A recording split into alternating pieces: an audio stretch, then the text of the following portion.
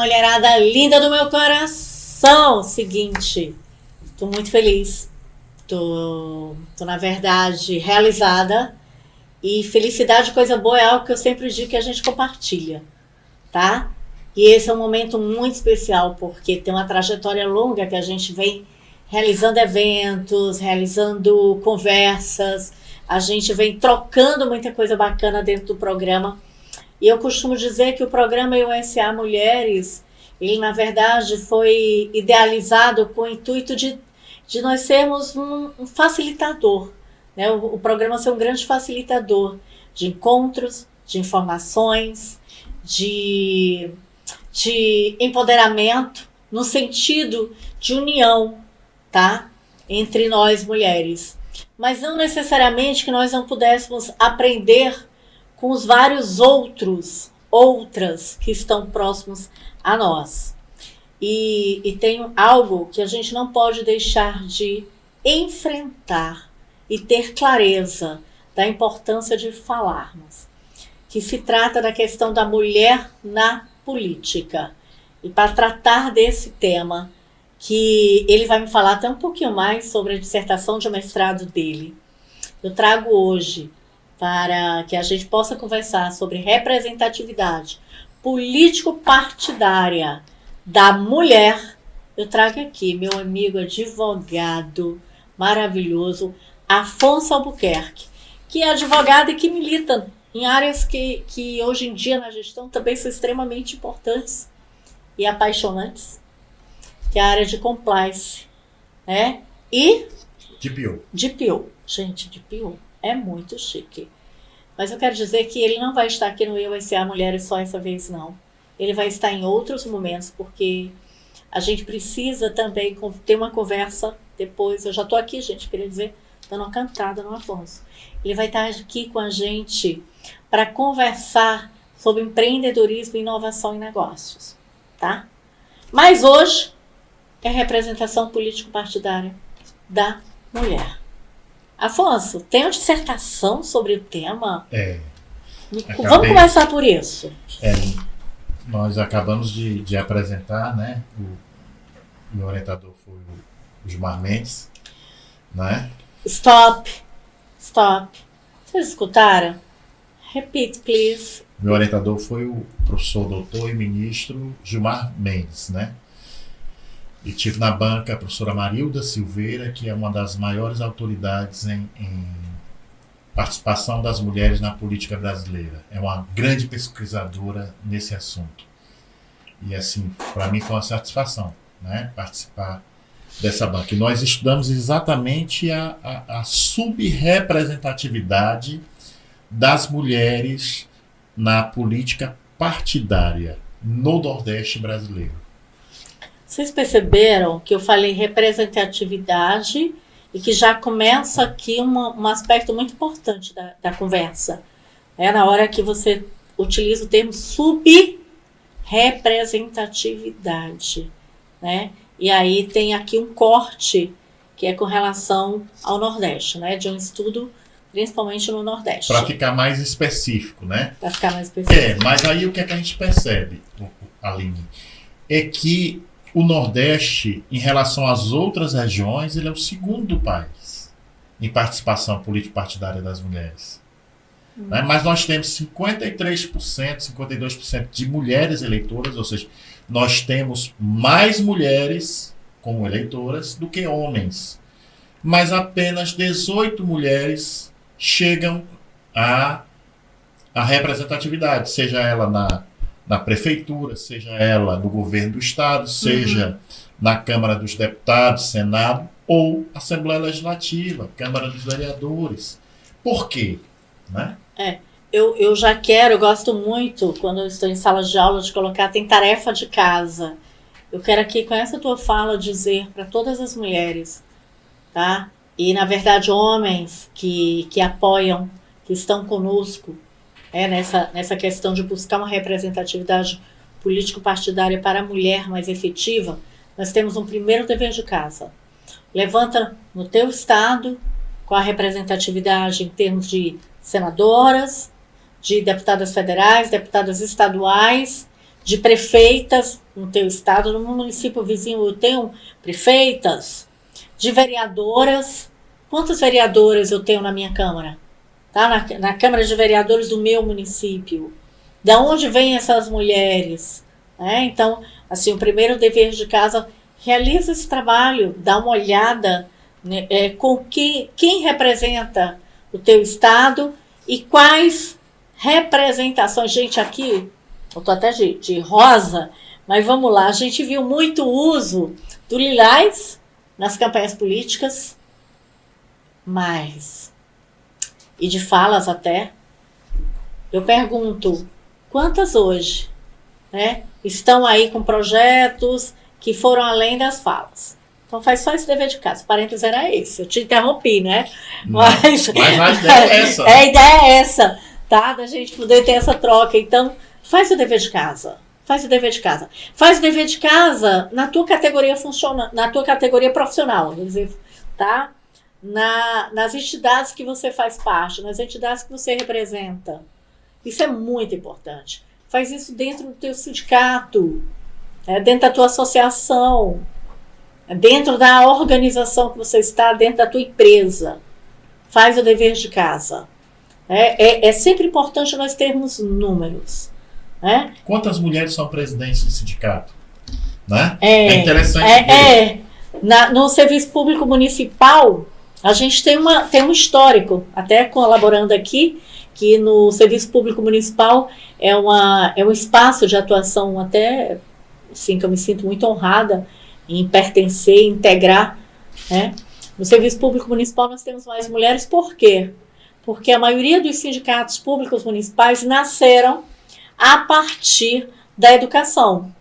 E no serviço público municipal, os primeiros servidores públicos municipais foram os servidores públicos, na verdade foram professores e professoras.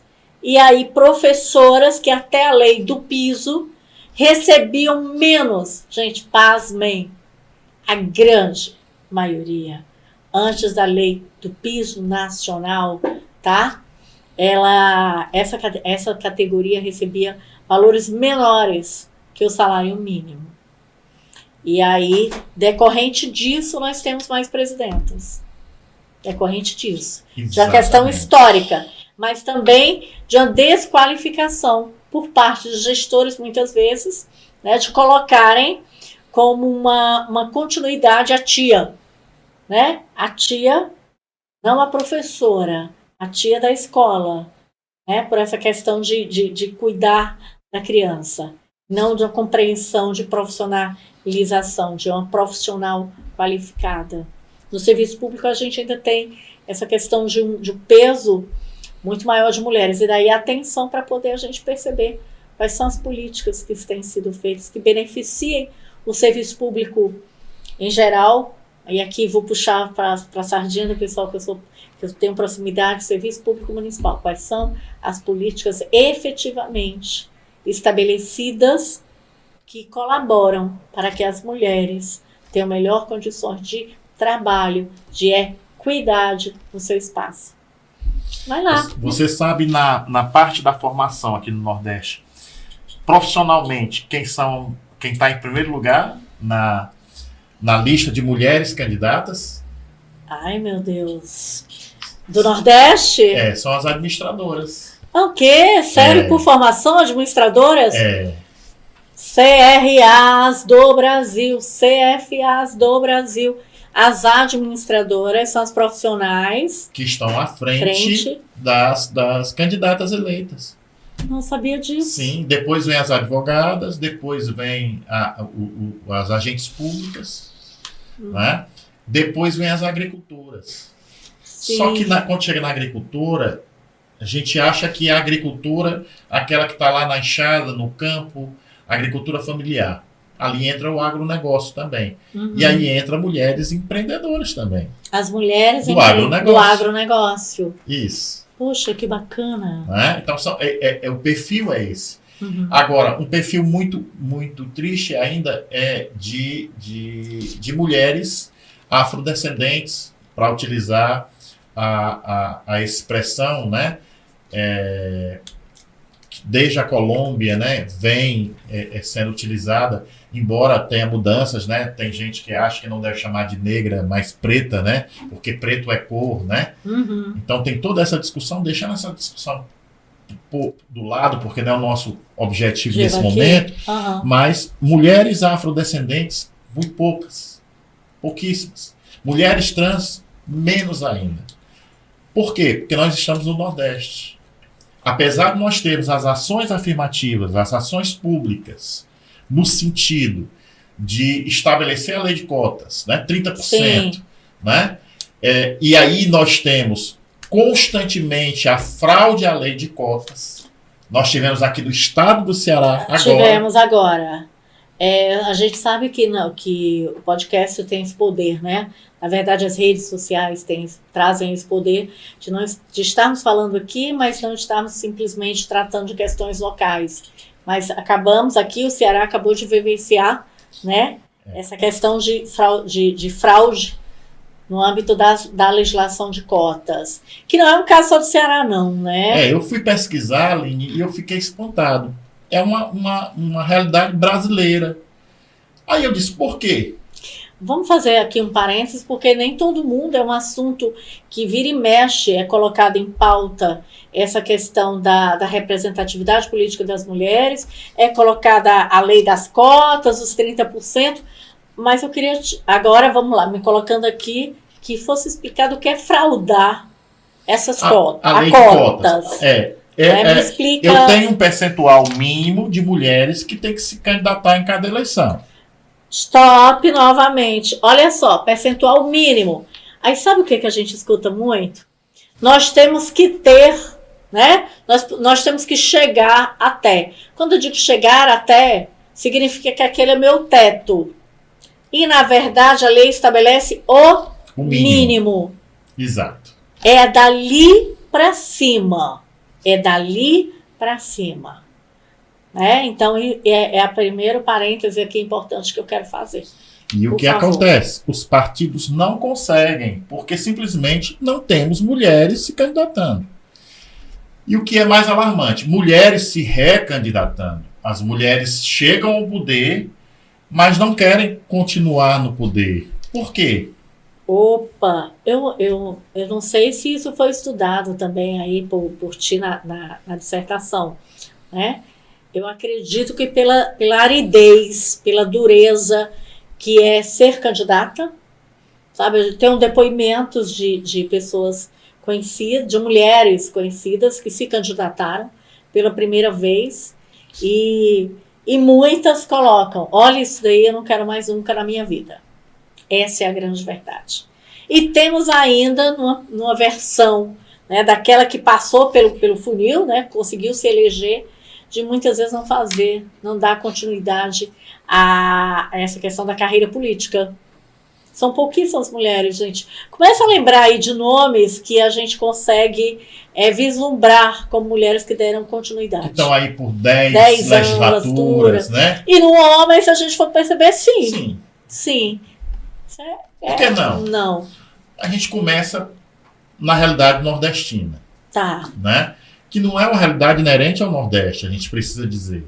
Né? Vem lá da Grécia Antiga. Né? Quando Aristóteles diz que o homem é um animal político. Né? Quando a Grécia coloca o homem como mais importante do que a mulher, apesar de ser uma pátria da democracia. Que democracia é essa que não dá representatividade às mulheres? Né? As mulheres só conquistaram essa representatividade com muita luta, sangue, suor e lágrimas. Sim. Né? Essa mulher chega ao poder, mas o que é que acontece? Essa mulher chega à representatividade, a uma eleição, mas ela não deixa de ser a mulher dona de casa, a mulher mãe, a mulher amante, a mulher esposa, porque se ela não for esposa e amante, né? Ela cede espaço para outra mulher tomar o lugar dela, o espaço dela. Aí a mulher psicóloga, a mulher mãe do marido, né? Complexo de Peter Pan, né? Quem estuda psicologia sabe disso. Né? Em alguns casos bem presentes.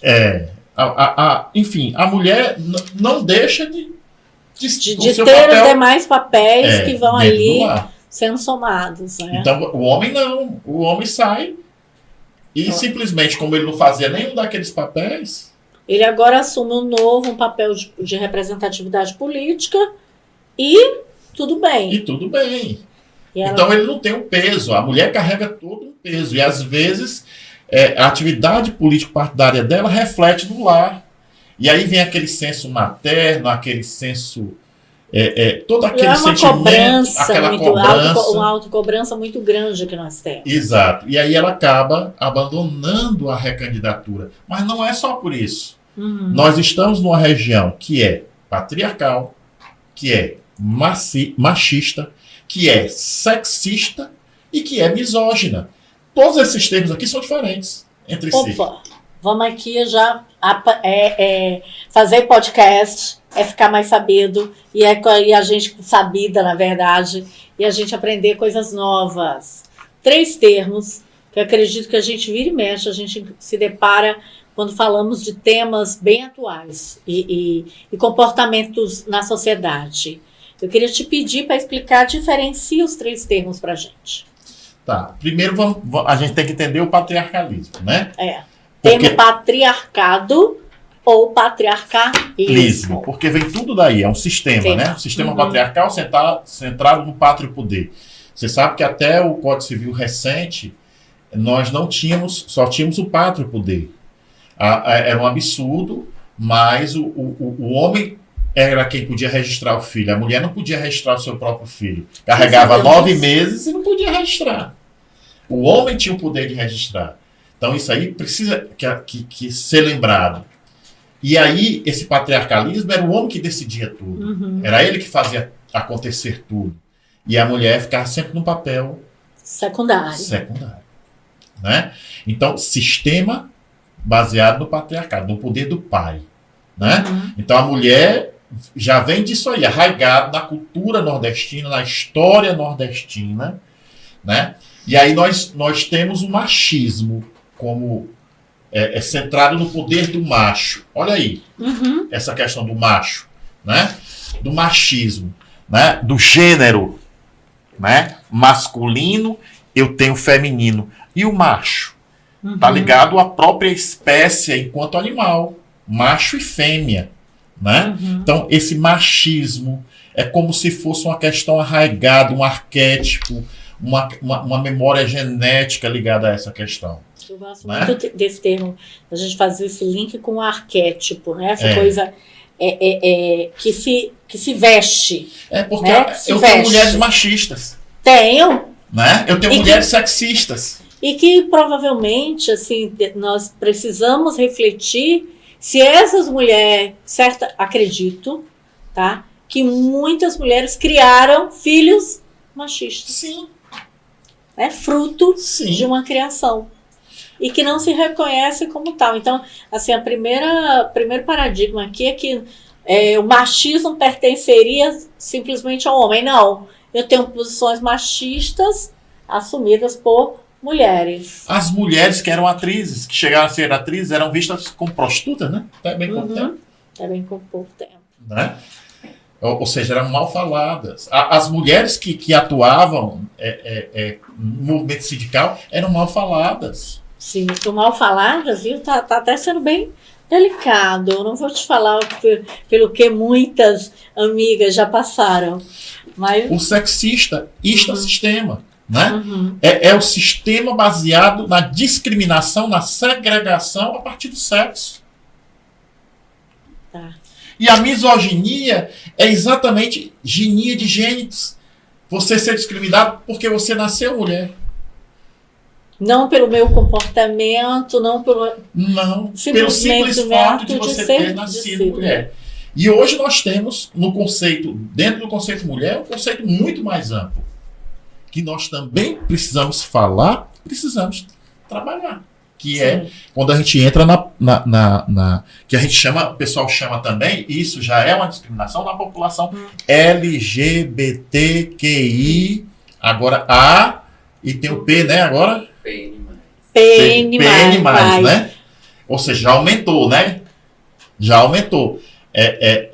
E aí, isso aqui tudinho entra, né, na discussão. Sim. Aqui, que é minoria, ainda a discriminação ainda é maior. Sim. Né?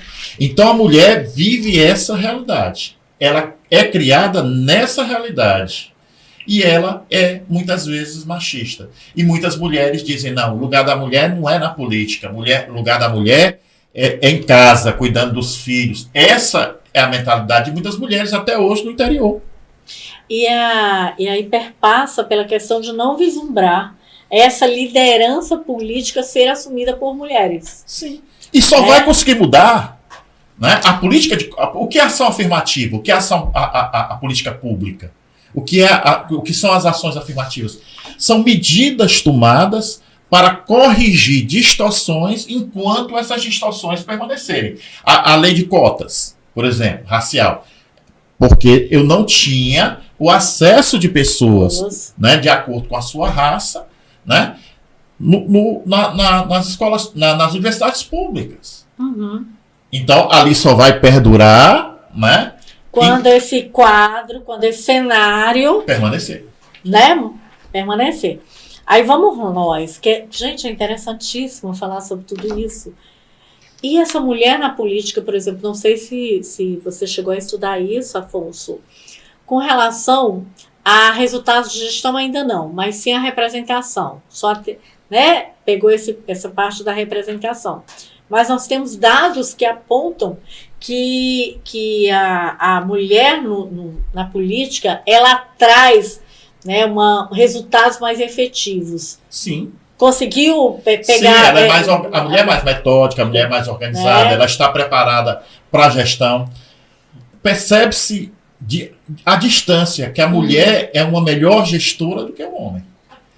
Eu não entendi hoje porque as mulheres não estão nos postos-chave das diretorias executivas das grandes empresas. Sabe que isso é uma bandeira fantástica que eu queria muito colocar, e nós temos aí grupos já constituídos de executivas que colocam isso, da necessidade, né, de nós termos, sim, garantia de espaço onde essa mulher esteja lá representada, fazendo parte da diretoria. Vai um dever de casa novamente. Estou na minha empresa, quantos líderes eu tenho na minha estrutura administrativa? Faz essa análise, né? Faz esse repensar. Será que o meu processo seletivo dentro da organização que eu faço parte tem sido, de repente, um processo machista? Quase não sai. Misógino? Como é que tem sido esse tipo de comportamento, né? Como é que eu tenho trabalhado isso? Quero dizer até que tem metodologias que trabalham com seleção às cegas, que você, na verdade, analisa currículos sem ter determinadas informações que poderiam trazer um viés, tá certo? Que impedisse a entrada, por exemplo, de afrodescendentes, de mulheres, de pessoas com mais idade, esse tipo de coisa. Mas, enfim, vamos voltar aqui para o político partidário, até porque o tempo né, você quer ver um problema sério que tem aí? Por que a mulher também não chega? Quem é que está no partido político, na liderança do partido político, nos cargos do partido político? Homens. Diretorias de partido político, né? No diretórios, né? Nos diretórios, homens. Né? Então, verdade. As mulheres têm que chegar, tem que ser permitido, a política pública ela tem que ser revista, de modo a se fazer uma lei que obrigue aos partidos políticos também terem uma cota mínima. Porque, peraí, eu vou ter cota para candidatas, né? Eu já tenho. Já tenho. Tenho aqui minhas cotas das candidatas, que é trabalhada como se fosse o meu máximo. Eu ainda tenho o termo, a questão das candidatas laranjas, né? Ainda tem esse negócio. Sim. Aí. Sim, né? Que é a fraude, né? Que é a fraude, que a gente vai já entender de fraude rapidinho. E eu tenho que ter outra preocupação. Eu estou garantindo candidatas, mas muito bem. E dentro da estrutura do partido? Não tem. Eu não tenho. Então, consequentemente, as mulheres têm mais dificuldade de acesso. Tá. De decisão. Certo. De colocação de valores. Tá. Porque os homens escolhem. Por exemplo, a gente imaginar que até mesmo seria extremamente representativo nós termos né, capacitações, processos de formação que fossem voltados para as mulheres, para a formação de políticas, né? Políticas e executivas, por que não? Né? No legislativo e no executivo, nós temos aí essa capacitação. Nós já temos aqui no Ceará, não sei, sei que em outros estados existem, sei que tem a UVB Mulher na Bahia, sei que tem a UVC, né, União dos Vereadores do Ceará, mulher também, tem um conhecimento. E aí até tem algumas amigas vereadoras que também integram, e que não é fácil, porque tem uma realidade, e acredito, não sei se isso apareceu também na tua pesquisa, que muitas conseguiram chegar lá porque pertencem a uma família que já faz parte da política local. Né? De origem, né? De origem. Aí ela consegue. Por quê? Porque o pai teve uma filha e não um filho. Aí para perpetuar, né, o caminho, a caminhada dele na política, ele lança a menina. Mas quando ele tem um menino e uma menina, quem é que vai para a política? Geralmente o menino. O menino, né?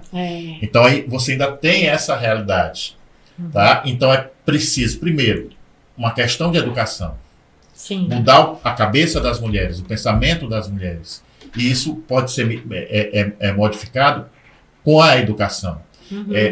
Trazendo uma leitura, trazendo livros, trazendo uma didática, um ensino que mostre que a mulher tem uma importância e tem um papel fundamental na construção da sociedade. E aí a criança, desde cedo, ela passa a ser educada. E ela passa a confrontar o modelo que ela tem em casa com o modelo que a escola oferece. Sim. E aí você vai mudar essa mentalidade a longo prazo. A curto prazo, modifica a lei. Né? Para poder a gente ter a injeção. Por exemplo, em alguns países nós temos meio a meio na política de cotas. Tem que arranjar 50% de mulheres. Mas no Brasil, se a gente colocasse hoje 50% no mínimo, nós não teríamos mulheres candidatas suficientes para chegar à cota. Mas aí a gente podia ter trabalhos de formação, né? Obrigatoriamente trabalhos de formação que fossem levados, porque nós temos mulheres que já fazem trabalho, não partidário, mas fazem trabalhos de transformações sociais fantásticos. Sim. E me diga uma coisa, se não for a política para poder fazer a transformação de uma sociedade, né? É um grande elemento para que a gente possa nós podermos ter transformações sociais. Então, assim, acho que cada um de nós, a gente aqui nesse rápido, acho que vai ter que ter outro bate-papo. Nesse rápido bate-papo, se nós pudermos inspirar outras mulheres, inspirarmos pessoas que estão aí na política para que percebam que nós temos um dever, eu diria isso, um dever a ser cumprido, que é trabalhar para que mais mulheres estejam, sim, dentro da política partidária brasileira. Eu queria pedir aqui para o Afonso para ele fazer aí um fechamento de uma mensagem, de algo que ele considere que nessa fala aqui a gente não trouxe à mesa, não trouxe aqui no bate-papo, que pode ter passado. Eu vou lhe trazer o que eu vi num programa de TV, uma coveira, né, que foi perguntada pela entrevistadora, né, o que é que ela considerava como grande exemplo na profissão dela. E ela disse, porque eu vejo os ossos, e os ossos são brancos, e eles não têm raça, eles não têm etnia, eles não têm sexo, não têm status, todos eles são iguais. Mas é preciso a gente esperar, a gente voltar os ossos para modificar a realidade? Não. A realidade tem que ser modificada aqui e agora. E é preciso fazer um trabalho em todas as frentes, porque não é uma só frente, é a frente da legislação que precisa ser mudada, a política pública que precisa ser mudada, e aí a gente tem o direito comparado. A experiência de outros países onde deu certo, Ruanda, Argentina, por exemplo, né? A mudança lá, um pouquinho dos Estados Unidos, mas mais Ruanda e Argentina. O que é que deu certo lá? Em outros países, vamos observar, para implementar aqui, Isso aí é benchmark lá na gestão. Sim, a gente olhar, adaptar para a nossa realidade e tentar aperfeiçoar, fazer até melhor. Fazer até melhor. Isso é o benchmark. E a gente leva tantas ferramentas do poder público para a gestão, como da gestão para o poder público. Né? Então, vamos trazer essa ferramenta que é importante. Vamos olhar o que pode ser feito. Muda a legislação, trabalha a educação, começa a fortalecer a base do movimento político de mulheres, que isso é muito importante, né? E com isso você vai começar a provocar mudanças significativas. Movimento político de mulheres. E aí você já sai do político simplesmente partidário.